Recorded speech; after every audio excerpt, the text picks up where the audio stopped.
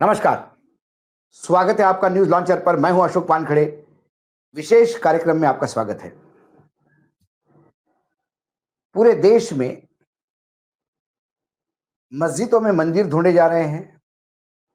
नमाज कहां पढ़ी जाएगी इसके ऊपर रिस्ट्रिक्शन है। ना छत पे पढ़ी जाएगी, ना रोड पे पढ़ी जाएगी। खाने पे पहनने पे तो था ही। औरंगजेब के मृत्यु के कई सालों बाद, सैकड़ों सालों बाद उस कब्र को खोदने की बात हो रही है। ये छद्म राष्ट्रवाद है। लेकिन जब संविधान लिखा गया इस देश की आजादी के लिए जो लोग लड़े, उनकी आंखों के सामने एक अलग भारत की छवि थी, जिसे हम गंगा जमुना संस्कृति कहते हैं। एक ऐसा ताना बाना था जहां सारे धर्म, अल्पसंख्यक हो, पिछड़े हो, अगड़े हो, सब एक साथ एक समान बाबा साहेब आम्बेडकर जी के अध्यक्षता में बनी हुई उस कमिटी ने एक ऐसा संविधान को जन्म दिया जो विश्व के बेहतरीन संविधानों में से एक माना जाता है, जो हमें अपने धर्म को फॉलो करने का अधिकार देता है, बहुत सारी चीजें देती है। लेकिन 2014 से कहीं ना कहीं इस देश की राजनीति में इतना बदलाव आया कि अब हर सब कुछ, हर बात में जिहाद दिखने लगे। लैंड जिहाद, लव जिहाद, जॉब जिहाद, फूड जिहाद, रेस्टोरेंट जिहाद, और हर जगह ये बताने का प्रयास कर रहे हैं कि ये जितने भी मुसलमान हैं ये बाबर की औलाद हैं, ये इस देश से नफरत करते हैं और हम हिंदुओं को कंसोलिडेट होना है, इकट्ठा होना है। ये 20-80 का खेल है। यदि 20% एक साइड पे हो गए तो हम 80% एक साइड पे हो जाओ, ताकि ये लगातार सत्ता में रहे। बार बार बात होती है हिंदुत्व खतरे में है, लेकिन हिंदुत्व खतरे में नहीं। खतरे में चंद नेताओं की कुर्सी होती है, सत्ता जाने का डर होता है। वो हिंदुत्व पे थोप पे उसका सुरक्षा कवच पहनने की बात करते हैं। और ये मैं इतनी सारी बातें क्यों कर रहा हूं? इसलिए नहीं कि रमजान चल रहा है और कल नवरात्र शुरू हो रहे हैं। इसलिए नहीं कि ईद नवरात्र में पड़ रही है। ये इसलिए नहीं कि गुड़ी पाड़वा, जो हिंदू कैलेंडर का पहला दिन है, रविवार को, कल, और उसके बाद शायद ईद है। मैं इसलिए कह रहा हूं कि आज भी इस देश में असंख्य उदाहरण हैं जहां हिंदू मुसलमान भेदभाव है ही नहीं। सिर्फ इंसानियत के लिए लोग एक दूसरे के साथ आते हैं। लेकिन जगह कहां है? ऐसी खबरों को ना अखबारों में जगह है, ना टेलीविजन चैनल में जगह है। जगह है तो जहां झगड़ा हो सकता है, ऐसी जगह जगह है। वो खबरें दिखाई जाती है जिससे लगे कि ये अल्पसंख्यक देश के लिए घातक है और बहुसंख्यकों के ऊपर अत्याचार हो रहा है। पूरा सनातनी धर्म खतरे में है। ये लगातार एक नरेशन बनाने की बात होती है, लेकिन न्यूज लॉन्चर पे कम से कम हम वो खबरें लाने का प्रयास करते हैं जो वाकई में इस देश की वस्तुस्थिति है।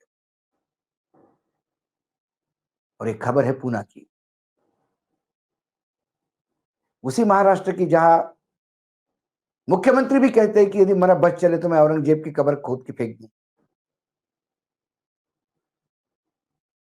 लेकिन मजबूरी है, मैं कानून मुझे करने नहीं देता। लेकिन अपना जहरीले विचार तो उन्होंने बोल के दिखाया। सवाल कब्र खोदने का नहीं है, सवाल है हम जा कहां रहे हैं। ये तमाम औरंगजेब से नफरत करने वाले लोगों को अपने हिंदू भाई बहनों का दुख नहीं दिखता। पुणे की कहानी है। रास्ता पेट शहर के बीचों बीच एक एरिया है, वहां दो भाई बहन साथ में रहते हैं, सुधीर किंकाड़े और जयश्री किंकाड़े। और दोनों वृद्धावस्था में है। कोई रिश्तेदार नहीं आसपास, कोई बच्चे नहीं। दोनों भाई बहन बड़े प्यार से, सुख से अपनी दुनिया में जी रहे थे। उम्र 70 पार। भाई की तबीयत बिगड़ जाती है। सुसुन अस्पताल में लेके जाया जाता है। बताया जाता है कि ये मृत है, ब्रॉड डेड। बहन के तो पैरों के नीचे जमीन खिसक गई, उसकी तो दुनिया उजाड़ हो गई। उसे समझ ही नहीं आया कि मैं करूं क्या। और सबसे पहला काम अपने भाई की अंत्येष्टि है, अंतिम संस्कार करने हैं। बुलाऊं तो किसको बुलाऊं? यहां आने वाला कौन है? वो परेशान सी, हतप्रभ। तब एक सज्जन उन्हें मिलते हैं, माइकल साठे। माइकल साठे को जब जयश्री जी की तकलीफ समझ में आ गई तो उन्होंने तुरंत फोन किया एक उम्मत सामाजिक संस्था। उम्मत सामाजिक संस्था और उसके अध्यक्ष जावेद खान क्या करते हैं ये मैं आपको बताऊंगा। उम्मत सामाजिक संस्था के जावेद खान को जैसे ही पता पड़ा, वो भूल गए कि ये रमजान का महीना है, वो रोजे से है।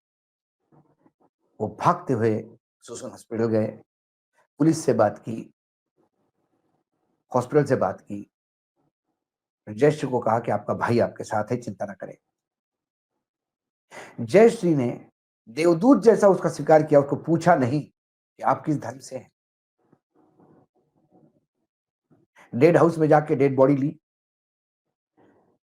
अब जब शव प्राप्त हुआ तो उसका अंतिम संस्कार करना है। तो जयश्री जी ने कहा कि हम ब्राह्मण हैं, हमारे यहां सूर्यास्त के बाद अंतिम संस्कार नहीं होता। दिन गुरुवार का था। इन्होंने कहा ठीक है, मैं शुक्रवार को सुबह इसकी व्यवस्था करता हूं। और उसी दिन शब कद्र था। शब कद्र क्या होता है? शब कद्र वो दिन है, रमजान के पवित्र महीने में आता है, जिस दिन कुरान शरीफ, जो पवित्र ग्रंथ है मुस्लिम समाज का, उसका अवतरण हुआ था। इसके लिए रमजान महीने में सबसे पवित्र दिन माना जाता है शब कद्र। जावेद भाई के सामने दो ऑप्शन थे, शब कद्र बनाए या एक बहन को दिया हुआ शब्द। फिर उन्होंने सोचा कुरान भी क्या पढ़ाती है मुझे, यही तो पढ़ाती है। सही शब कद्र मनाना मेरे लिए तभी होगा कि जब इस बहन की मदद करूं। शुक्रवार को सुबह वो शव के साथ वहां पहुंचे, कुछ लोग साथ में थे। वहीं उस सुधीर किंकड़ के रिलेटिव थे, रिश्तेदार शमशान में। उनने हिंदू विधि रूप सुधीर का अंतिम संस्कार करवाया। जय श्री से पूरे वो सोपस्कार करवाए, जो एक सनातन धर्म में अंतिम में होते हैं संस्कार में। और सब कुछ होने के बाद फिर वापस आकर अपने काम में लग गए। ये खबर आपको कहीं मिलेगी नहीं, क्योंकि इस खबर से दंगे नहीं होंगे, इस खबर से मतदाताओं को लुभाया नहीं जाएगा। ये खबर तो हिंदू मुसलमान के बीच की दरी पाटने वाली खबर है। इस खबर ने तो एक मुस्लिम भाई को हीरो बना दिया। लेकिन मैं सैल्यूट करता हूं लोकमत को, मराठी अखबार है, उन्होंने इस खबर को दिखाया, लिखा, और उस खबर के ऊपर एक टैग जोड़ा है, मस्ट रीड, जरूर पढ़िएगा। और खबर का हेडिंग है मराठी में, हिंदू ताईच्या हाकेला ओ देत मुस्लिम भावाची रमजान मधली समतेची गुढी। ये खबर के बारे में सोचने वाला इस खबर को दिखाने के लिए जो संपादक है, उसे भी सैल्यूट। इस खबर का रिपोर्टर है राजू हिंगे, सैल्यूट राजू तुमको। और संपादक महोदय जिन्होंने इस खबर को डिस्प्ले देते हुए मस्ट रीड कहा, वो भाविस्कर हमारे सीनियर है, बड़े भाई जैसे है। ये जब खबर मैंने दिल्ली एडिशन में पढ़ी, मेरे आंखों में आंसू आ गए। कौन कहता है हिंदू मुसलमान लड़ रहे हैं? चंद नेता अपने राजनीतिक स्वार्थ के लिए बयानबाजी करते हैं, दोनों तरफ से, अल्पसंख्यकों में भी है और बहुसंख्यकों में भी है। और फिर जनभावनाओं को पलीता दिखाकर जब दंगे की आग भड़कती है, तो उस पर रोटी सेकते हैं। लेकिन तमाम वो लोग, जो लोग औरंगजेब की कब्र खोद के बदला लेने की बात करते हैं, सनातन धर्म की बात करते हैं, 80-20 की बात करते हैं, बटेंगे तो कटेंगे की बात करते हैं, उनमें से कोई माई का लाल सामने नहीं आया ये मदद करने। और ये जावेद खान पहली बार नहीं कर रहे हैं।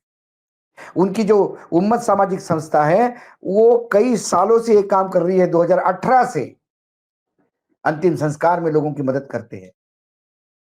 चाहे पुलिस डिपार्टमेंट हो, कोई भी डिपार्टमेंट उनको फोन करके बोलता है कि जावेद भाई ये डेड बॉडी, इसका कोई वारिस नहीं है, आप करिए। कोविड में पुणे शहर में 5,000 से ज्यादा अंतविधि, जब कोविड समय में तो डेड बॉडी को बेटा भी हाथ नहीं लगाता था। उस समय जान की परवाह किए बगैर जावेद खान और उनकी टीम ने 5,000 से ज्यादा अंतिम संस्कार किए। सैल्यूट करता हूं जावेद भाई आपको, सैल्यूट इस पत्रकार को, सैल्यूट उस संपादक को जिसने सही भारत का चित्रण लोगों के सामने रखा। मुझे लगा ये खबर आप तक आनी चाहिए। कुछ अंधभक्त इसको मजाकिया लहजे से उड़ाएंगे, लेकिन जयश्री जी को पूछिए, उस बहन को पूछिए, आज इसके लिए हिंदू मुस्लिम के मायने क्या है। जावेद ने भाई का धर्म निभाया, जयश्री उसकी बहन हो गई। अब इसको भाई बहन जिहाद मत कहिएगा, क्योंकि आपके लिए तो हर चीज में जिहाद दिखता है। समाज को ये चीजें देखने की जरूरत है। ये खबर चाहे चले ना चले, मुझे लगा ये आप तक लाने की नितांत जरूरत है, क्योंकि देश ऐसे ज्वालामुखी के मुहाने पे बैठा है जिसे रोज ही